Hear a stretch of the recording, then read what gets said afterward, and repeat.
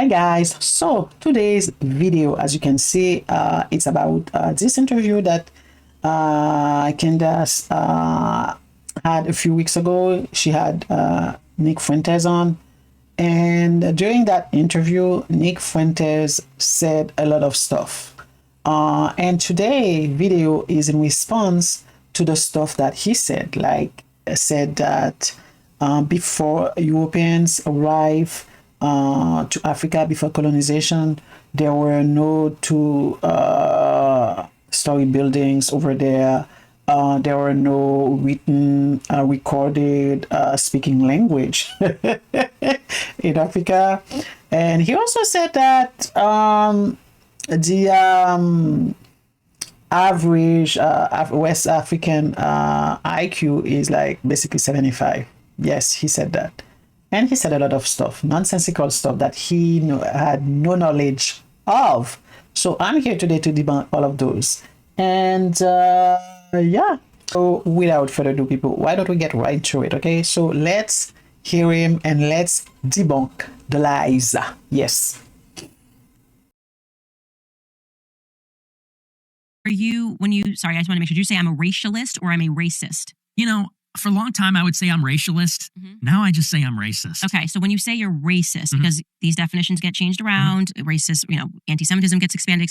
What do you mean when you say I'm a racist? Because I think most people watching this would go, if you are a racist in the traditional sense of the term, why are you on this podcast? At least he's being honest, so I have to give Nikki props here. I don't have to say it because he said it himself. He's a racist. And he is.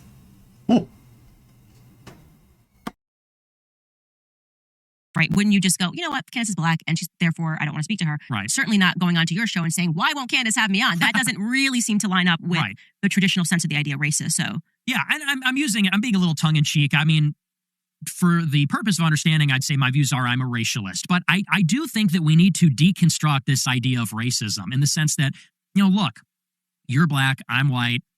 It is what it is. For my entire life, people have been walking around in eggshells about the subject of race, about white people being racist. Can I say this? Can I say that? Can I have this opinion? And me, I'm sort of, Gavin McInnes said it like this. He said, you're kind of post-racist. You're sort of after this craze where everything was racist. It's sort of this recognition that we live in a heavily racial world. And, look, sometimes we have racist feelings. Racist feelings like I want to live in a white neighborhood.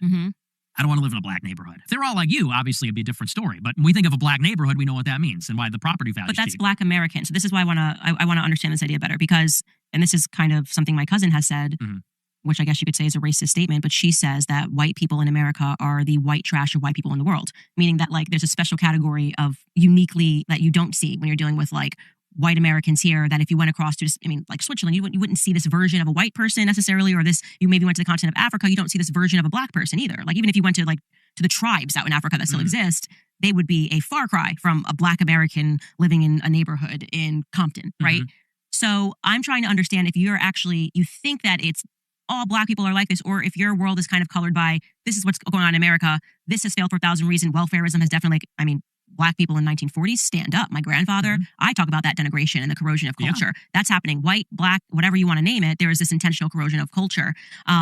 So do you think it's literally, well, this is just what a black person is when they come out? Or do you think that post-welfare, LBJ, Great Society, this is what black Americans have become, and I have a right to respond to that and say that as a white man, I don't want to live there?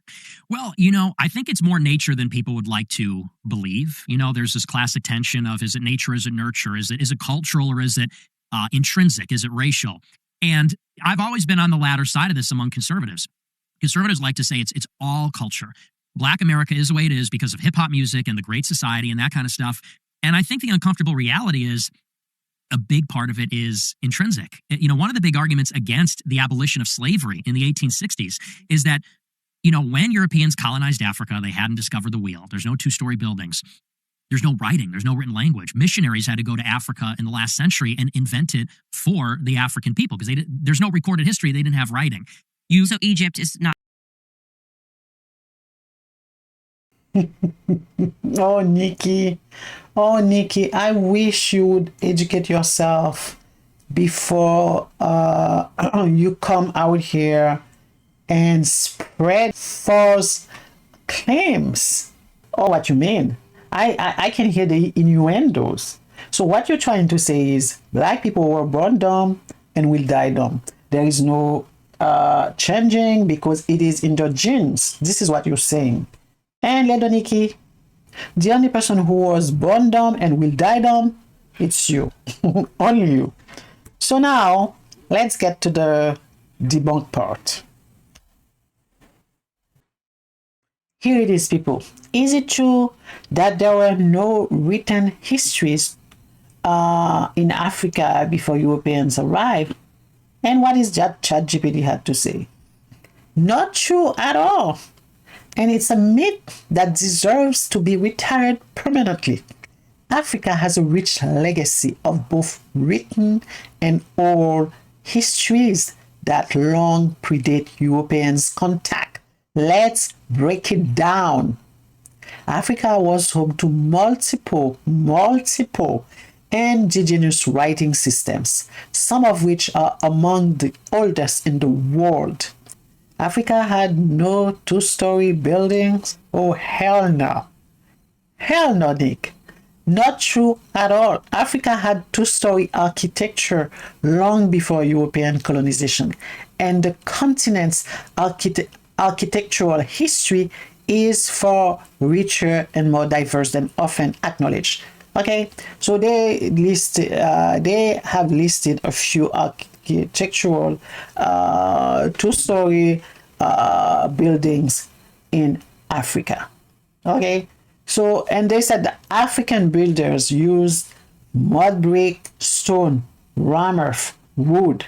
The diversity of architectural styles across regions like the Sahara, Horn of Africa, and Nile Valley is staggering. So, Ledoniki, this was for you. Your claim has been debunked. Debunked. Those are the stuff going in West Africa, North Africa, before Europeans arrive over there. So everything Nick said about Africa, West Africa, is total baloney. Period. Yup.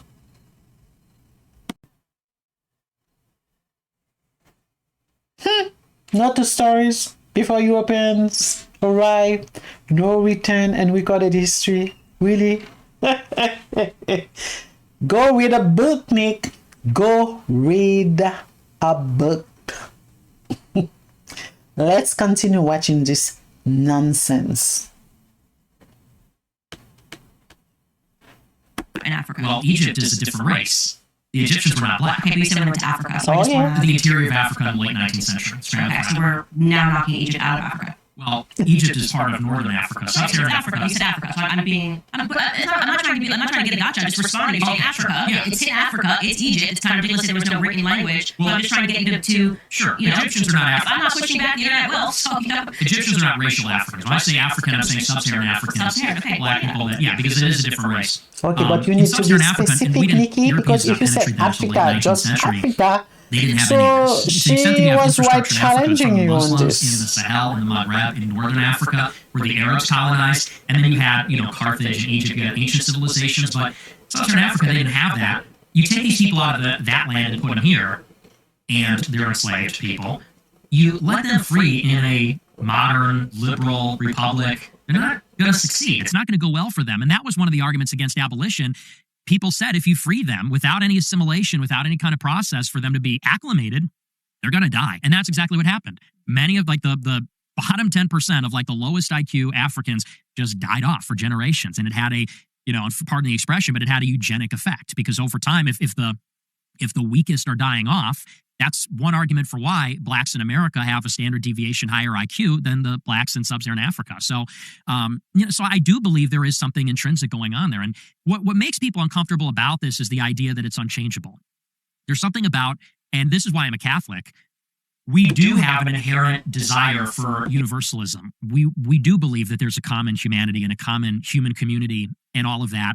We hate the idea that we're born.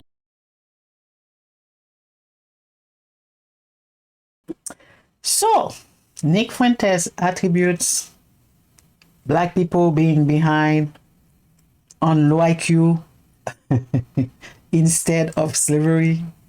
And so basically, what he's saying, when Europeans brought Africans here and quickly put them on hard labor, enslave them, treating them less than humans, um, prevent them from getting any form of education. All of those Nick totally ignored, but blame everything on low IQ Africans, Europeans brought here. This is why they didn't succeed. This is why they died. How? It's because they were low IQs, but not because they were put in slavery. Really, Nikki? So now, with that argument, Lady Nikki, who has the low IQ here?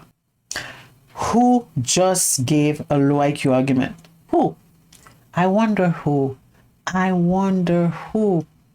And also blaming everything on low IQ on these Africans who come into a country, don't know anything about the country, don't know the country's culture, don't know the country's language, didn't know how the system work, didn't know anything, never seen as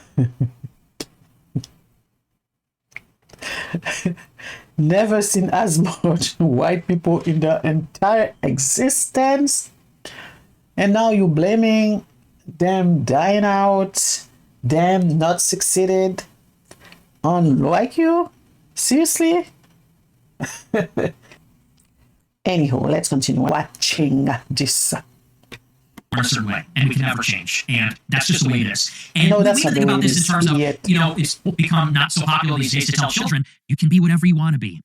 Because we know that's not the case. Some people are tall, some people are short, some people are smart, some dumb, some ugly, some handsome. That's why, by the way, incel dumb is a big part of this also. So you believe these are immutable characteristics that are assigned at birth? I think that, yes. For the most part. Things like race, all those attributes are immutable and unchangeable, and But they have changed, just factually speaking, they have changed.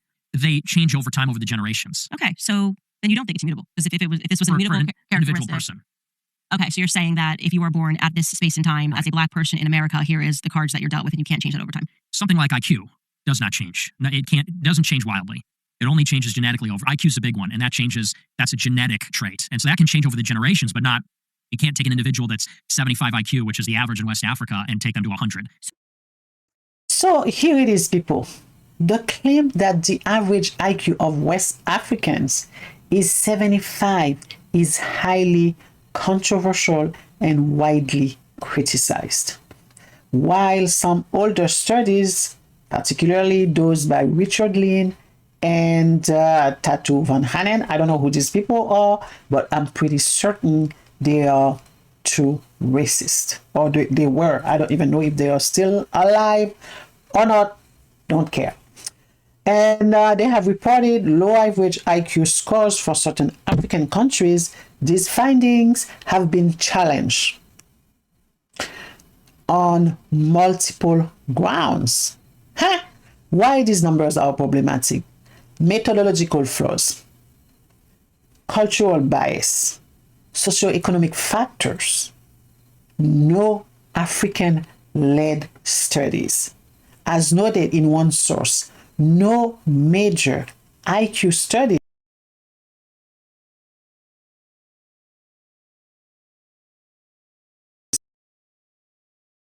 lack of contextual understanding. So these people should know better than the Africans themselves. Is that what they are telling me? These tests were taken by white people, and they probably pick people that have never went to school, ever.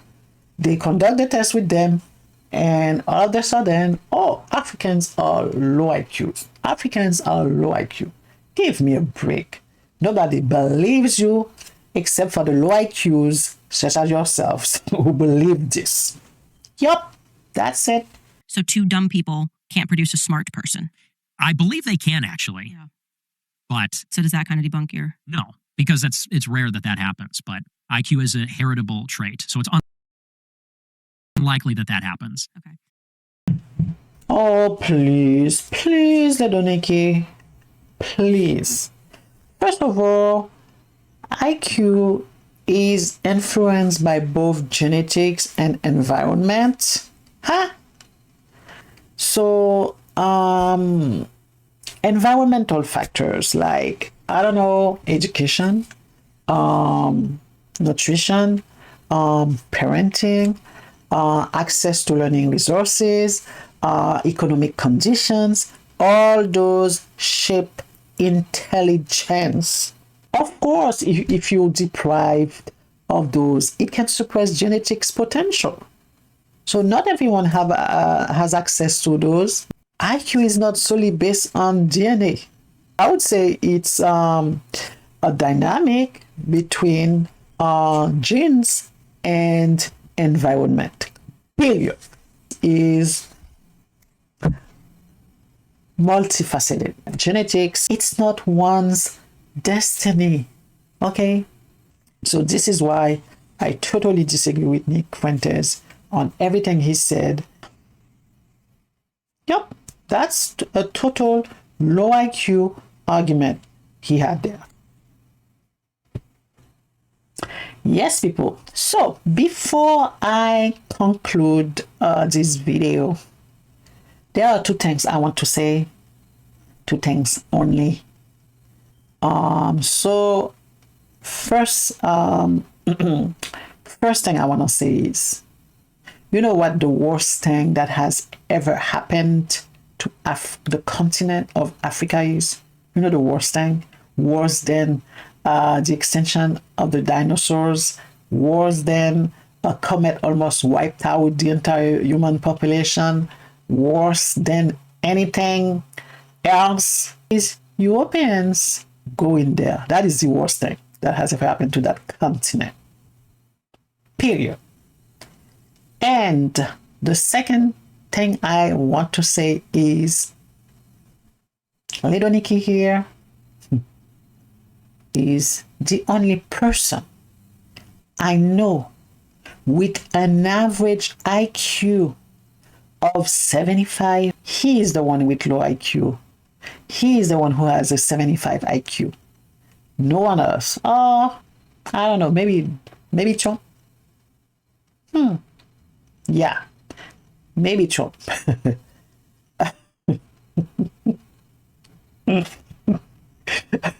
If anyone knows someone else, let me know, because I don't know anyone that has IQ lower than Nick Fuentes. Yup, that's all I wanted to say in the matter, people. So if you enjoyed this video, I'm asking you to like it, subscribe, and comment. Until next time, ciao, ciao.